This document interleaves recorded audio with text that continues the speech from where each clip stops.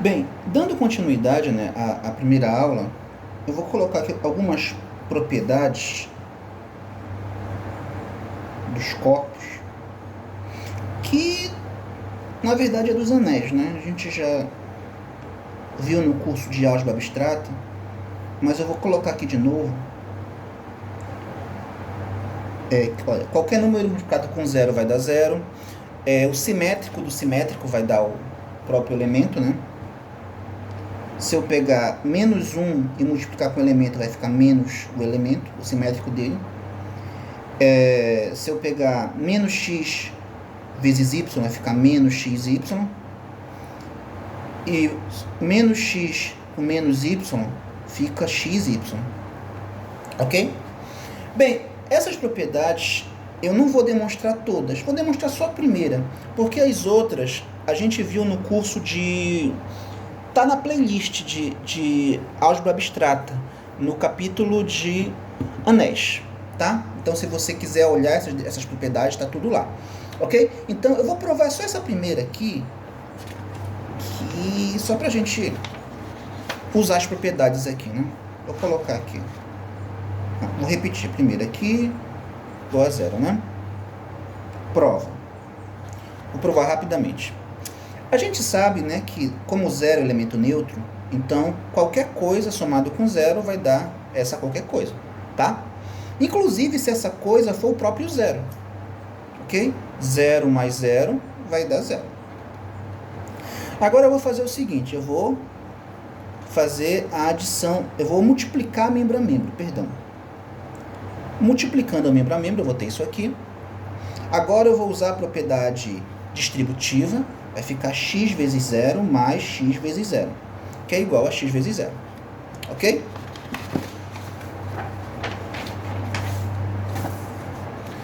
Agora, repara que no resultado final, naquilo que eu quero encontrar, tem que aparecer x vezes zero, e já aparece aqui x vezes zero, então tenho que me livrar do outro x vezes zero. Bem, como eu quero me livrar de uma parcela, então eu posso fazer uma adição membro a membro. Então, eu vou somar membro a membro com o simétrico desse aqui.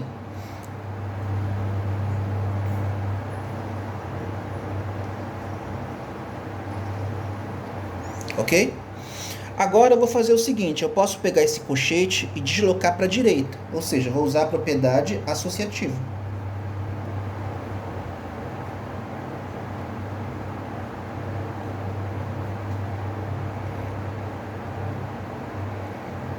Ok? Agora eu posso fazer o seguinte, como eles são simétricos aditivos, então quando eu fizer essa soma vai dar igual a zero. Mesma coisa aqui, como eles são simétricos aditivos, quando eu fizer a soma vai dar zero. Como zero é elemento neutro da adição, quando eu somar com isso vai dar ele mesmo, vai ficar x vezes zero é igual a zero. Ou seja, como queríamos demonstrar. Então nós chegamos no resultado que a gente queria. Ok? Que é isso aqui. Tá bom? Ok, então com isso a gente encerra, né, a parte de corpos. Encerra parcialmente, né? Porque eu vou continuar, só que eu vou chamar o capítulo 2 de corpos ordenados. Ok? Então vamos lá. O que seria um corpo ordenado? Eu vou definir agora.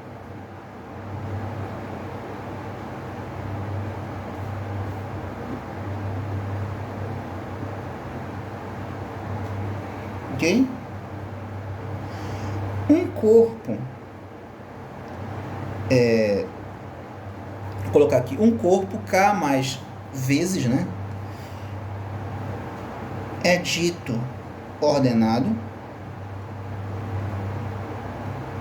quando existir um subconjunto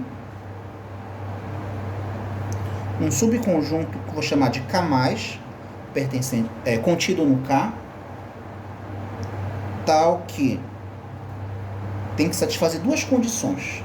A primeira é que qualquer que seja A e B pertencentes a K+, eu tenho que A mais B pertence a K+, e A vezes B também pertence a K+. Essa é a primeira condição. A segunda condição é que, eu vou colocar em palavras, tá? Vou colocar em linguagem corrente. Vou colocar aqui, para todo A pertencente a K, repara que não é o K+, é o K mesmo, tá? Para todo A pertencente a K, existe uma, isso, vou colocar para cá, e somente uma das possibilidades.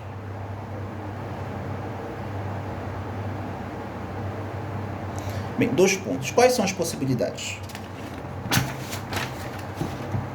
Uma e somente uma das possibilidades. Ou o A pertence ao K+, ou o menos A, ou seja, o simétrico, o aditivo, o oposto, né, pertence a K+, ou o A é igual a 0. Tá? Ou o A pertence ao K+, ou o oposto do A pertence ao K+, ou A é 0. Ok? Tá. Agora vamos colocar o seguinte aqui. Nessas condições, o conjunto K+ é chamado de conjunto dos elementos positivos de K, ok? Então, o conjunto K+ é chamado de conjunto dos positivos. Bem, se ele é o conjunto dos positivos, então eu posso voltar aqui para a minha definição e dizer que a soma de 2 positivos é positivo, e o produto de 2 positivos também é positivo, ok? E a segunda propriedade diz o seguinte, que para qualquer que seja o elemento, ou ele é positivo, ou o oposto é positivo, ou ele é 0. Não tem como escapar. Ou é um dos 3. E sendo um, não pode ser os outros 2, né? Ou seja, uma e somente uma das possibilidades. Ok? Tá. Então, deixa eu dar um tempinho aqui para vocês olharem, né? Vou bater um print screen, né? Bem, agora nós vamos definir definição de maior e menor. Ok? Então vamos lá. Seja K, isso aqui, né? Um corpo, só que agora é um corpo ordenado.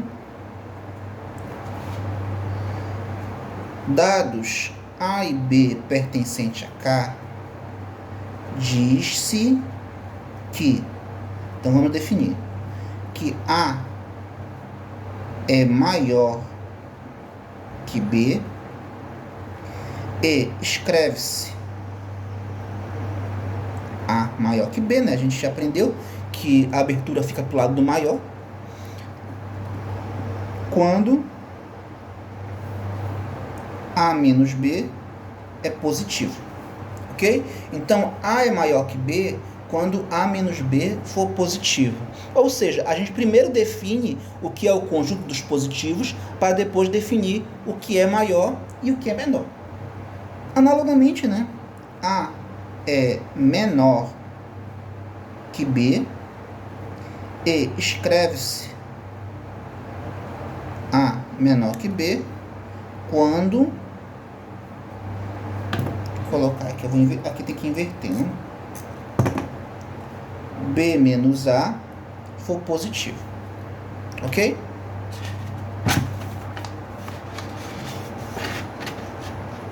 Assim, né, obviamente, eu posso dizer que A é maior que B se e somente se o B for menor que A, ok? Então, essa é a definição de maior e menor.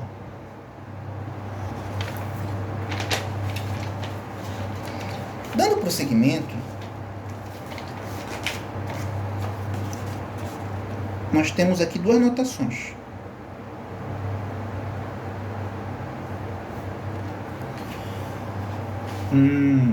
A primeira delas, né, é que A é maior ou igual a B.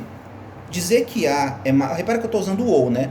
A é maior ou igual a B. Significa dizer que A é maior que B ou A é igual a B. Ok? E analogamente eu vou ter que A é menor ou igual a B se somente se A for menor que B ou se A for igual a B. Ok? Tá. Então nós temos essas duas notações. Ok? Então, a gente sabe, a gente pode justificar depois, que se eu disser que 1 é maior que 1, a gente sabe que isso é falso. Depois eu justifico. A gente sabe que é falso, né? 1 não é maior que 1, 1 é igual a 1. Agora, se eu disser que 1 é maior ou igual a 1, isso aqui é verdadeiro ou é falso? O que vocês acham? Bem, a gente pode fazer o seguinte, a gente pega isso aqui e aplica na definição. O que significa dizer que 1 é maior ou igual a 1? Significa dizer que 1 é maior que 1 ou 1 é igual a 1. Ok? Então vamos analisar. Isso aqui a gente sabe que é falso, que a gente viu ainda agora. E a gente sabe que isso aqui é verdadeiro. Toda coisa é igual a ela mesma. Ok? Agora eu tenho um ou aqui. Eu tenho uma disjunção. Então, como vocês já viram em lógica, né? Quando eu tenho uma falsidade e uma verdade, e eu tenho ligado ao conectivo ou, isso aqui vai ter que ser uma verdade. Ok? Então, portanto, isso aqui é verdadeiro. Tudo bem? Ok, agora vamos dar prosseguimento aqui com uma proposição que eu acho que ela é bem importante, porque para muitos é uma definição, né? Mas aqui é uma proposição que a gente tem que provar, tá? Ou melhor, antes disso, nós vamos fazer o seguinte. Nós vamos definir, vou colocar uma definição aqui. Definição de conjunto dos negativos. Não vou fazer muito texto, vou colocar aqui direto, tá? O conjunto dos negativos eu vou simbolizar pelo K-, tá? K- vai ser isso aqui. Vai ser o conjunto, o corpo todo, ok? Menos, ou seja, eu vou ter que excluir do conjunto os positivos e vou ter que excluir do conjunto o zero. Então, vai ser o K menos essa união. Menos a união do K mais com o zero. Ok? Então, esse conjunto aqui é o conjunto dos negativos. Tá bom? Então, agora a gente vai poder provar. Agora sim, nós vamos provar uma propriedade que, dependendo do autor, pode ser uma definição, né? Vou colocar aqui proposição.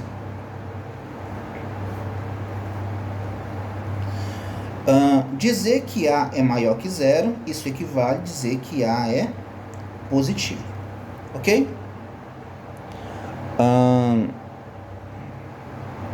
E dizer que A é menor que zero significa dizer que A é negativo. Tá bom? Então vamos provar essas duas proposições.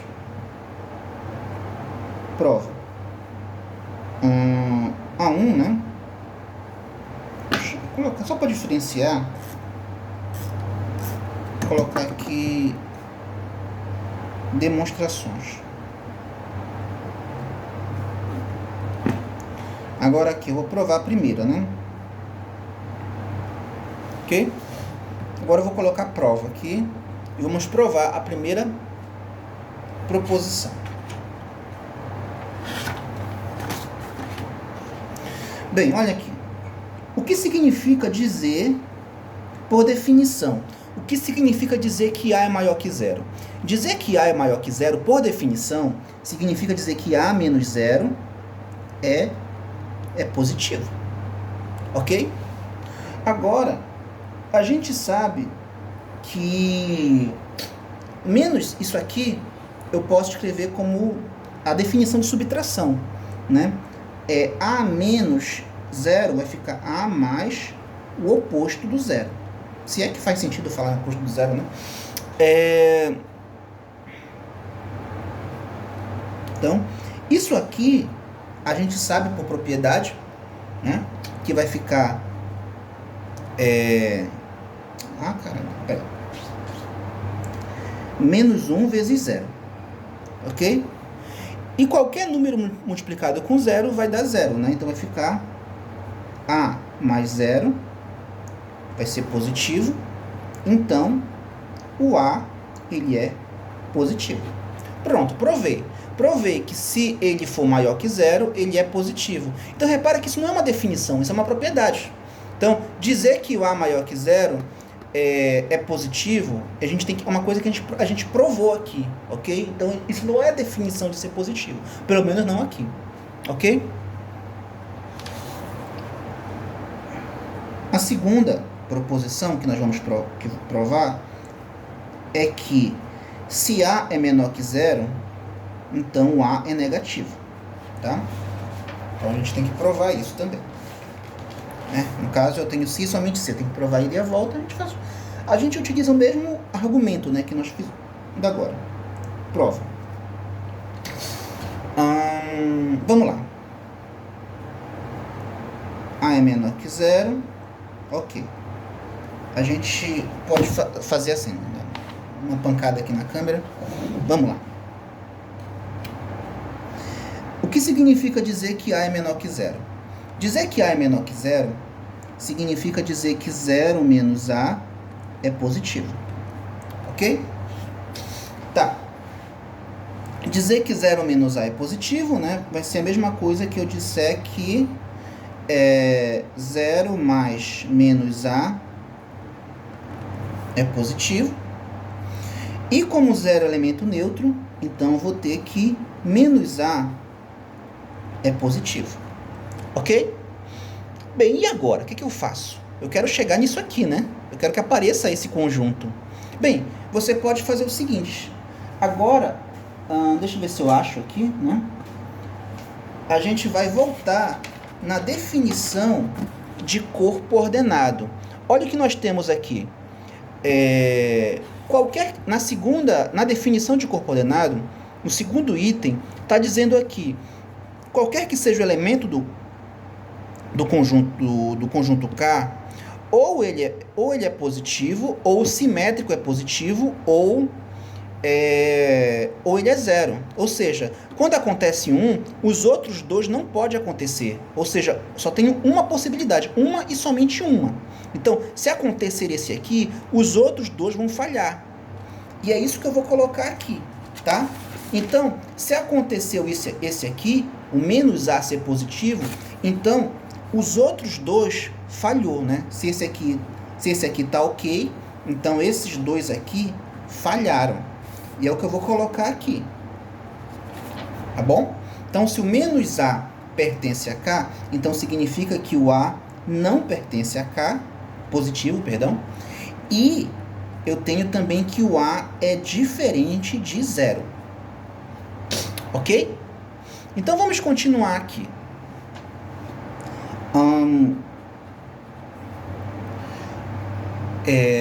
Vamos continuar aqui. K.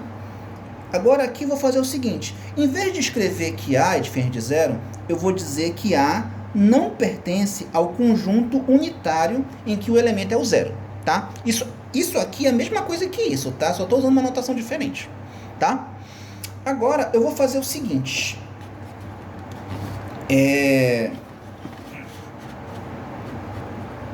Aqui, eu vou usar uma notação que a gente usa na lógica, tá?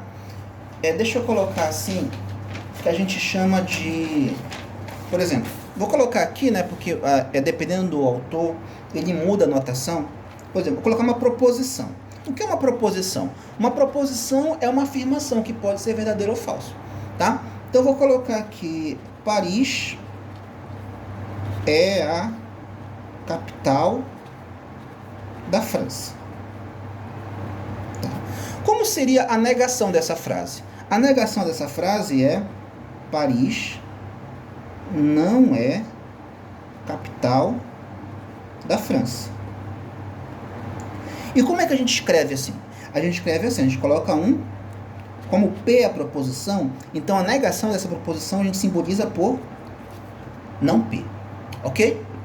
Então, só pra gente... Então vamos fazer o seguinte, em vez de eu escrever assim, tá? Eu vou escrever assim, ó, vou colocar o não, tá? Negação, ok? Então dizer que A não pertence ao K+, significa que é falso que o A pertence ao K+. Então é a mesma coisa, só mudei a notação. E aqui é a mesma coisa. Eu vou negar, então, ou melhor, vou negar não, já está negado, né? Eu vou negar a pertinência. Então, escrever isso é a mesma coisa que escrever isso aqui. Tá? Ok? Então eu mudei a notação, mas eu estou dizendo a mesma coisa. Eu estou negando a pertinência. Tá? Nos dois casos, tá? Eu estou negando nos dois casos. Agora, existe uma propriedade na lógica matemática que é a chamada lei de Morgan. Vou colocar bem aqui. A lei de Morgan. Isso aqui a gente aprende lá na lógica matemática. Tá? A gente aprende que a negação... Aqui eu tenho duas proposições, tá? O P e Q. Isso aqui, o que a gente faz? A negação da conjunção, a negação do E. A gente vai trocar o E pelo OU, tá? E eu vou negar cada uma delas, tá? A negação de P e a negação de Q. Então essa é a primeira lei de Morgan. A outra lei já vai ser análoga, né? Só que eu vou trocar o OU pelo E. Então eu vou negar que... Colocar o OU...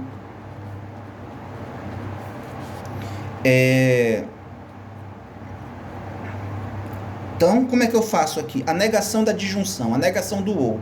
A negação do OU, eu troco o OU pelo E e a gente nega cada uma delas. A gente nega cada uma delas. Por exemplo, se alguém afirmar assim, que o Raimar sou eu, tá? Raimar é paraense e torce pelo... Vou colocar assim, aqui. Raimar é paraense. Melhor, deixa eu colocar assim...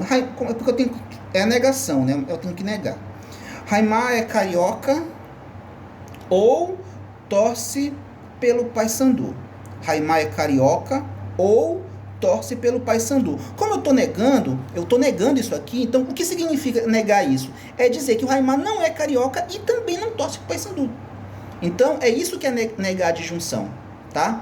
Negar que o Raimar é carioca ou torce pro Paysandu, negar a disjunção, é dizer que o Raimar não é carioca e nem torce pro Paysandu, ok?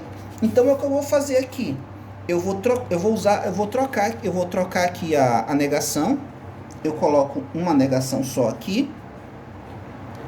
Coloco as proposições.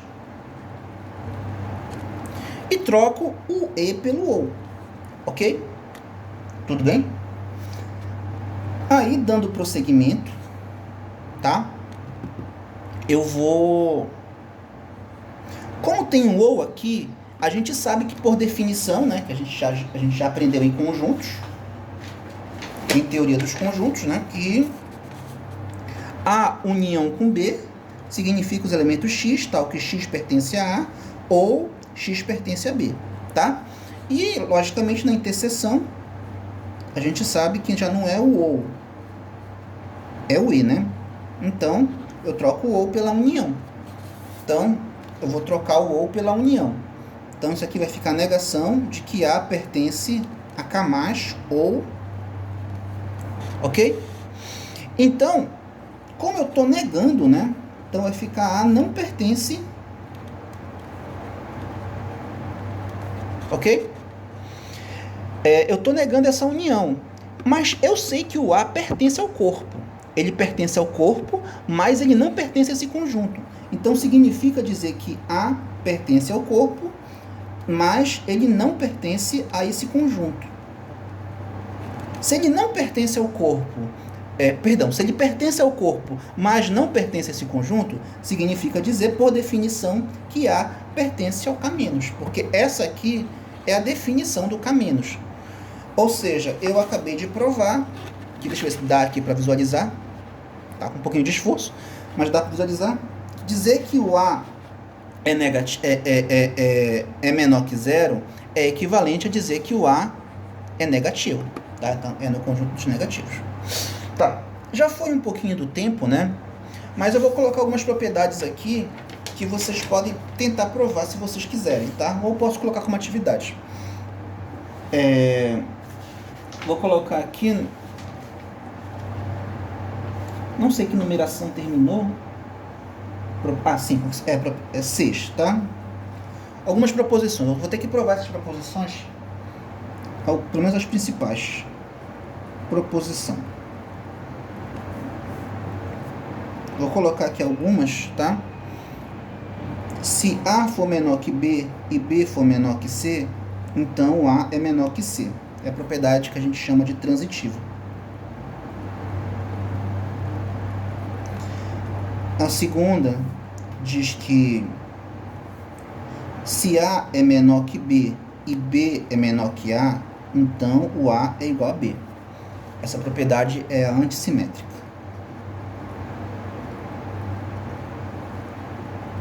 Ok? Vamos provar cada uma delas, tá? Demonstrações.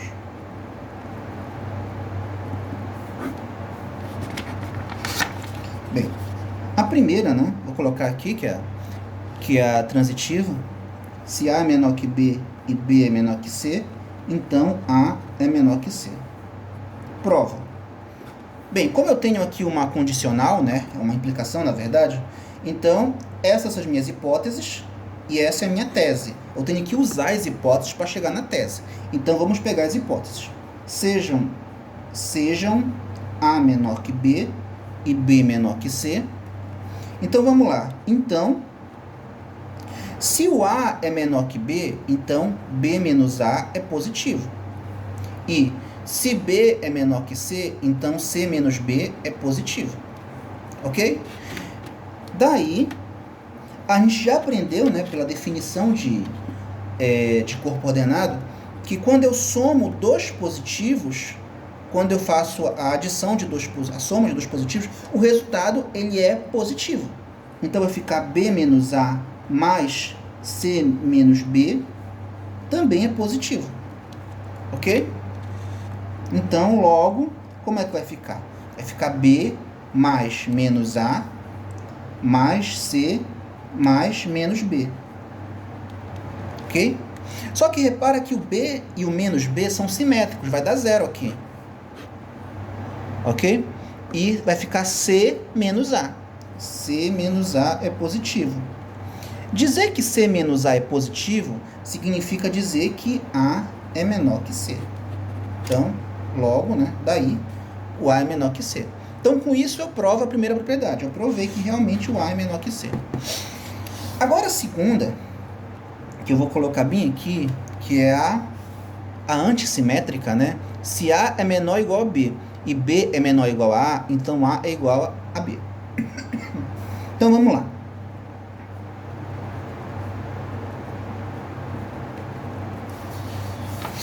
Vamos provar isso. Bem, dizer que A é menor que B, A é menor ou igual a B, significa dizer que, vou colocar aqui, que A é igual a B ou A é menor que B. Agora, I, né, que é esse E daqui, agora eu vou colocar esse outro aqui, né? B é menor que A ou B é menor... Perdão, B é igual a A ou B é menor que A. Ok? Então, vamos lá. Aqui, a gente aprendeu na lógica, né, que existe a propriedade distributiva. a distributiva da disjunção, né? A distributiva do ou em relação ao e, a conjunção. Então, eu posso escrever assim, A igual a B, ou A menos B e B menos A. Para quem não entendeu, o ou e o e, eu estou usando a propriedade distributiva, que assim como ela vale na álgebra dos números, né, álgebra com números, ela também vale para conectivos. Repara que se eu distribuir aqui, volta para o que estava. Tá? Eu estou usando a propriedade distributiva. A igual a B ou A menos B, A igual a B ou A menos B, e A igual a B ou B menos A. Tá aqui. Tudo bem? Agora, eu quero que vocês percebam o seguinte.